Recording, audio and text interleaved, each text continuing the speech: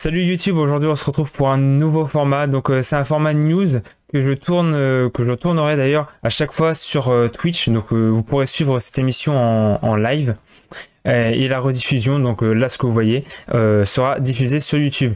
Donc je vous explique un petit peu. C'est un format un peu JT télévisé version internet. Donc il n'y a pas de montage, c'est comme ça en direct. Et on va donc commencer avec les premières news et vous me direz en commentaire ce que vous pensez de ce format. Voilà.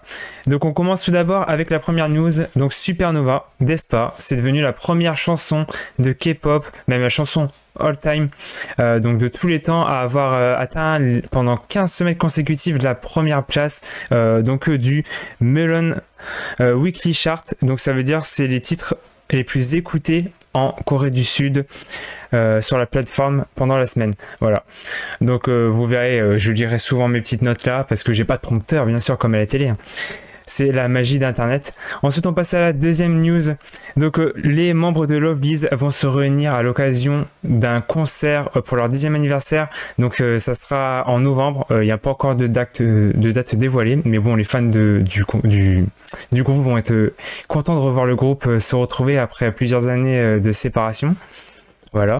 Ensuite, on passe à Enhypen qui a déjà dévoilé une nouvelle tournée mondiale donc qui s'appellera Walk the Line, et la première date aura lieu le 5 octobre prochain au Goyang Stadium en Corée du Sud. Et j'ai vu que les fans n'étaient pas très contents parce qu'ils ont un emploi du temps assez chargé en ce moment. Et bah vous n'hésitez pas à me dire en commentaire les engines ce que vous en pensez justement de cette surcharge de travail, si oui ou non ils sont surchargés actuellement. Voilà, n'hésitez pas à me dire en commentaire. Ensuite, on passe à la quatrième info. Donc le groupe Mew, le nouveau groupe féminin, le premier groupe féminin de The Black Label qui va débuter le 6 septembre, donc dans quelques jours, avec le single Mew.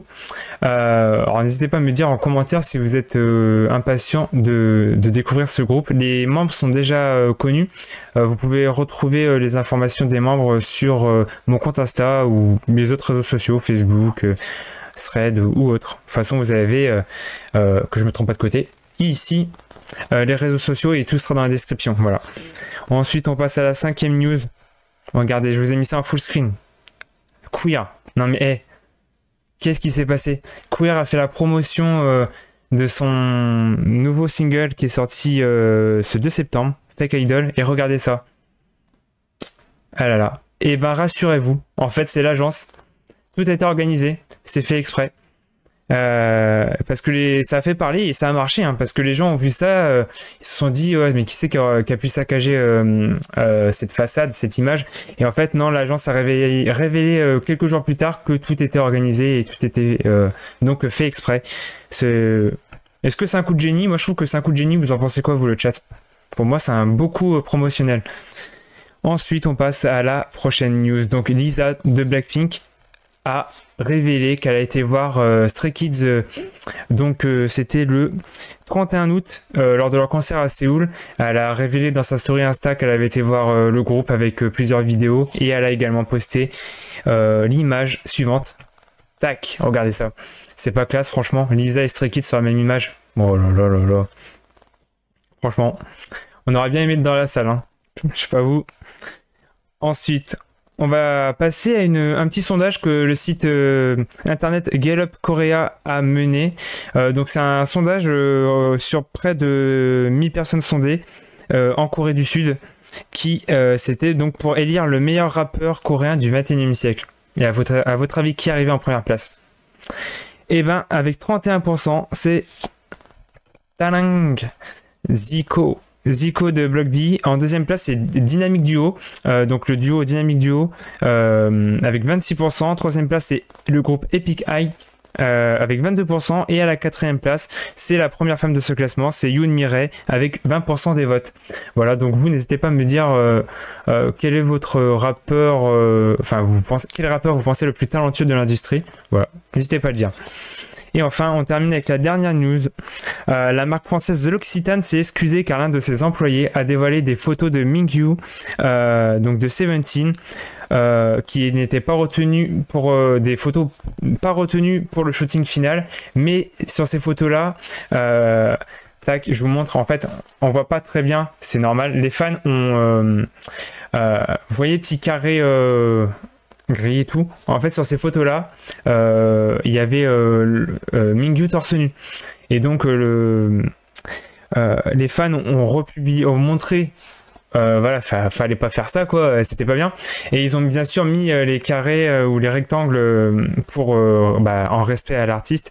Et du coup, avec ce mouvement des fans, l'entreprise, donc l'Occitane, s'est excusée et elle a dit que l'employé concerné a été complètement démis de ses fonctions et des mesures disciplinaires immédiates ont été appliquées. Donc c'est l'Occitane qui a dit ça dans un communiqué dans lequel elle a présenté ses excuses. Voilà. Donc pour les actus, c'est tout pour aujourd'hui. En termes de sortie, j'avais prévu dans ce format de mettre ces petits extraits vidéo, puis après je me suis dit non, parce que YouTube, les droits d'auteur et tout, ça va pas fonctionner. Alors du coup, je vous le dis juste comme ça à l'oral. Dans les dernières sorties, je vous dis les plus grosses sorties, bien sûr. Je vais pas vous faire toutes les sorties avec des petits groupes ou autres.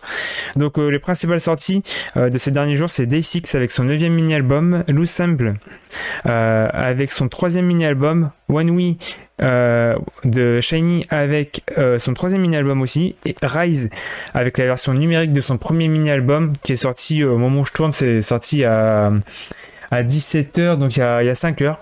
Voilà, donc c'est tout récent. Et Made In, le groupe féminin qui a fait ses débuts ce matin avec notamment Mashiro et Yeso, ex-membre de Kepler, et aussi des membres de Lamelight dedans.